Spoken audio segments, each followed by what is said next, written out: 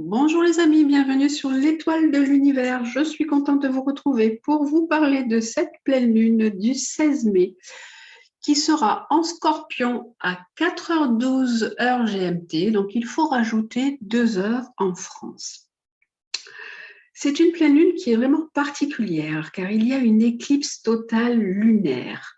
C'est aussi une pleine lune qui s'appelle la lune des fleurs. En fait, c'est les Amérindiens qui avaient donné le nom à cette pleine lune du mois de mai, car elle survient au printemps, à la saison des floraisons. Cette lune, parfois, elle est aussi rouge, un peu orangée. Elle peut aussi être surnommée lune de sang. C'est une pleine lune aussi qui est vraiment particulière, comme je vous disais, parce que nous avons aussi le Vésac. Et le Vésac, c'est quand nous avons la lune qui est en Scorpion, et ce sont les énergies bouddhiques et christiques qui se mélangent. En fait, c'est une fête. C'est le jour où est né Bouddha. Donc Bouddha, il est né il y a 2500 ans. C'est aussi le jour où il a atteint l'illumination, où il est décédé. En fait, c'est un peu comme un anniversaire. Et cette pleine lune envoie vraiment un message de paix, un message de compassion, de compréhension et de dévouement au service de l'humanité. On peut déjà voir que cette pleine lune envoie toutes ces énergies parce qu'en fait, on a un très beau trait bleu qui est donc un trigone de Neptune à la lune, de Jupiter à la lune, qui est dans le poisson. Ce sont les deux planètes, Neptune, Jupiter, qui sont dans le poisson, conjointes à Mars, que l'on peut voir là, et qui envoient des belles énergies à cette lune, des énergies spirituelles, et vraiment des énergies de don de soi, de compréhension et de dévouement. Cette pleine lune, elle met en lumière l'axe taureau-scorpion, qui est l'axe des possessions et des dépossessions. Le scorpion est un signe de transformation, de mort, de renaissance, c'est un signe de 3 pouvoirs. C'est les signes des 3 pouvoirs qui sont le pouvoir du sexe, le pouvoir de l'argent et le pouvoir de l'occulte. L'énergie scorpion, elle apporte la fécondation, la vie, c'est une lunaison charnelle aussi et corporelle. Elle active l'énergie eau, puisque le scorpion est un signe d'eau, et donc des émotions qui invitent à écouter nos désirs profonds. Elle nous donne réceptivité, intériorisation. Elle met en mouvement Pluton, donc Pluton que l'on peut voir en haut, Pluton rétrograde, conjoint au milieu ciel. Pluton qui nous invite à descendre dans les profondeurs de notre âme à la rencontre du trésor enfoui. Pluton, il est rétrograde et toutes les planètes, quand elles sont rétrogrades, elles nous invitent à rentrer un petit peu plus à l'intérieur de nous. Donc Pluton, qui est déjà la planète des transformations, de la mort, de la renaissance, des choses enfouies, des choses profondes, nous invite encore plus à rentrer en nous. On a également Mercure rétrograde en ce moment. Mercure qui est la planète de la communication. Alors vous savez que ce Mercure, quand il est rétrograde, donc bien sûr, il nous invite aussi à réfléchir sur notre communication, peut-être à changer des choses dans notre communication. Il nous invite à nous intérioriser, mais aussi il est facétieux. Je vous ai dit que Mercure, c'est Hermès, c'est le dieu qui a des ailes, qui est assez coquin. Et donc, ce Mercure peut parfois nous jouer des tours, il peut nous jouer des tours dans la communication, dans tout ce qui est réseaux sociaux. On peut avoir des malentendus, des quiproquos, des retards de courrier, des problèmes de bugs avec l'ordinateur, des soucis avec l'électroménager. Bon, ça, c'est normal, hein, c'est Mercure rétrograde, donc ça peut arriver donc un peu à tout le monde, donc à voir. Aussi, vous, dans quelle maison tombe Mercure? Donc Mercure est donc dans le Gémeaux, hein, il est à 3,38 du Gémeaux. Quelle est la maison qui l'impacte dans votre thème? Pour voir un peu qu'est-ce qui peut être un peu plus gênant pour vous.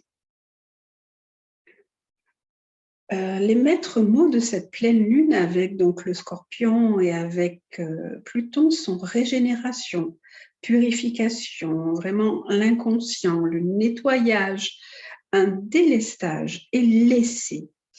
La pleine lune en Scorpion, elle fait remonter tout ce qui est enfoui en nous et bien profond. En fait, elle nous invite à nous laisser, à délester des choses, de tout ce qui ne nous convient plus et ne nous appartient plus. Surtout que la Lune, elle est conjointe au nœud sud. Et le nœud sud, c'est notre karma, c'est ce qu'on a ramené de nos vies antérieures.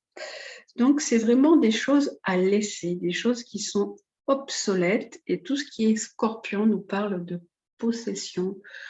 Ça peut être aussi en lien avec les jalousies, les possessions sentimentales, les possessions matérielles, le pouvoir, une envie de pouvoir. Donc, on doit lâcher sur tout ça.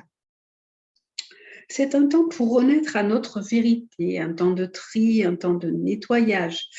Il faut se décharger de vos peurs, de vos colères, faire sauter des verrous, aller à la rencontre de votre âme. Pluton, qui est maître de cette pleine lune, il est en bel aspect avec la lune, donc il est en sextile et aussi en bel aspect avec le soleil, il est en trigone avec le soleil, ce qui favorise les prises de conscience, les nettoyages à faire, karmiques et autres. Le soleil, il est conjoint à Mercure rétrograde.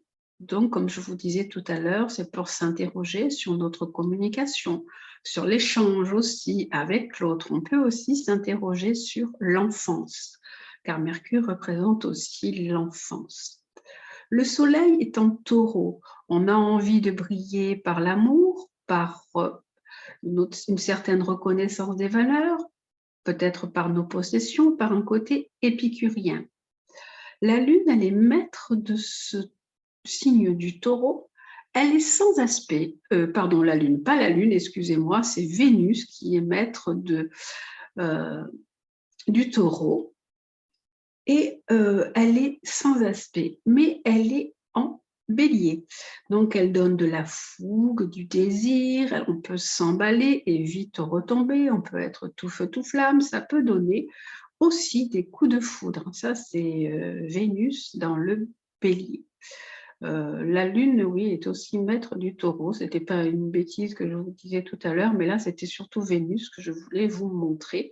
La planète Vénus qui est en rose, là, est dans le Bélier. Donc, elle est toute seule et sans aspect. Donc, elle nous donne quand même cette fougue et cette impatience, cette envie de s'emballer pour des belles relations. Le Soleil, il est conjoint donc à Mercure rétrograde. Il est également conjoint à Uranus et aussi au nœud nord, qui nous invite à aller vers plus de simplicité. Cette conjonction Mercure-Uranus-Soleil nous donne de l'inspiration, des idées novatrices, un possible besoin d'étudier peut-être l'informatique, des stages, de nouvelles technologies, les réseaux sociaux.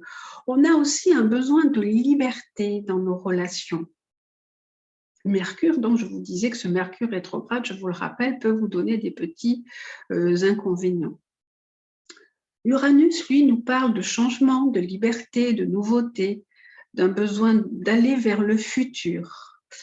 Et le Soleil conjoint au nœud nord, en Taureau, nous invite à retrouver nos vraies valeurs, aller vers de la simplicité, retourner à l'essentiel en un seul mot et à l'essence ciel, en langage des oiseaux.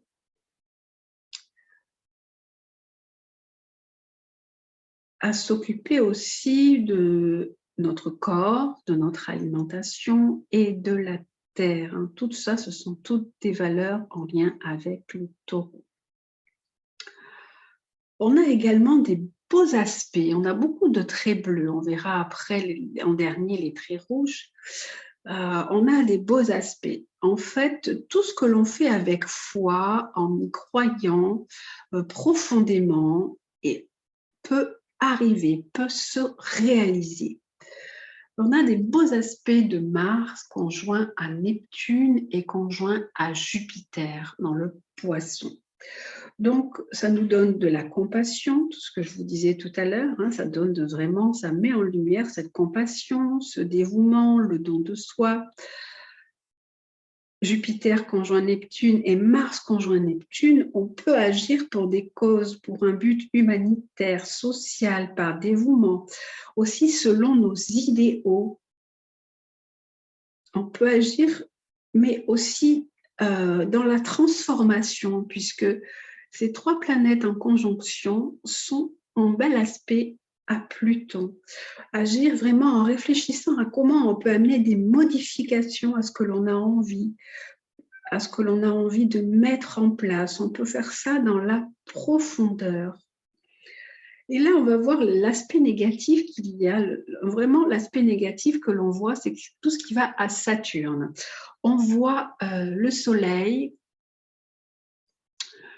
conjoint au nord, qui est en carré à Saturne. Donc, on voit ce trait rouge. Donc, on a un peu un défi. Et on a également ce trait rouge qui va de Saturne jusqu'à la Lune. Donc, on est Saturne qui est la planète des responsabilités, des blocages, des freins et des efforts. Il nous retient un peu dans cette ambiguïté que l'on peut avoir entre le passé et le présent. Entre le passé et le futur. Il faut regarder les choses avec sagesse, avec réflexion. On est un peu plombé, on a du mal à avancer. On nous dit oui, il faut changer, il faut se transformer, mais il faut le faire de façon structurée, de façon raisonnable, pas de façon un petit peu légère et folle. Au contraire, il faut vraiment réfléchir avec responsabilité et mettre des efforts dans tout ce que l'on a à faire. La Lune, elle est en carré à Saturne, le Soleil est en carré à Saturne, et on peut ressentir des frustrations, on peut ressentir de la solitude. On voit également que le Soleil est opposé à la Lune et Mercure également, tous ces petits pointillés. À chaque pleine lune, en fait, nous avons le Soleil opposé à la Lune et on est tiraillé entre nos émotions profondes qui sont liées au passé, au karma et notre envie d'aller de l'avant, de mettre notre personnalité en avant de façon plus simple et plus vraie. On peut également se sentir bloqué par Saturne, Saturne nous parle aussi du karma et nous parle des archétypes parentaux. Il y a des choses encore qui peuvent nous retenir d'un point de vue parental. Cette pleine lune, en fait, nous invite donc à tomber les masques, à revenir à nous-mêmes, à faire mourir l'ego, à être vrai, à croire en notre force et en nos désirs, à écouter nos intuitions, nos instincts, à célébrer la vie, à célébrer notre corps, à cultiver un espace bienveillant, sacré pour notre sexualité. Cette pleine lune vous demande quels sont vos désirs, qu'est-ce qui est essentiel pour vous. Il faut aussi vous réapproprier votre pouvoir, puisque c'est le signe du Scorpion et son maître, c'est Pluton, Mars, c'est Pluton qui nous parle de pouvoir. Ne plus le laisser ou l'abandonner, reprendre le pouvoir sur vous-même. Cette pleine lune nous invite à laisser tout ce qui n'est pas nous, afin d'écouter nos désirs, nos instincts, qui révèlent notre vraie beauté. Donc, c'est une pleine lune qui nous invite à beaucoup de choses, avec quand même ce Saturne en fond qui plombe un petit peu, hein, parce qu'on a envie d'agir, on a plein d'idéaux, envie de faire plein de choses, mais on nous dit doucement, doucement, voilà, réfléchissez avant de faire ça. structurer vos pensées, structurer cette envie de liberté et d'aller vers autre chose. Écoutez vos intuitions, écoutez vos désirs, écoutez la vie, écoutez votre corps, tout ce qui se réveille en vous et faites cela dans la compassion, dans le dévouement et dans l'empathie. Tous ces beaux sentiments qui sont mis en avant avec cette pleine lune du Vésac. Voilà, je vous souhaite donc une très belle pleine lune. Je vous dis prenez soin de vous et à très bientôt. Je vous embrasse.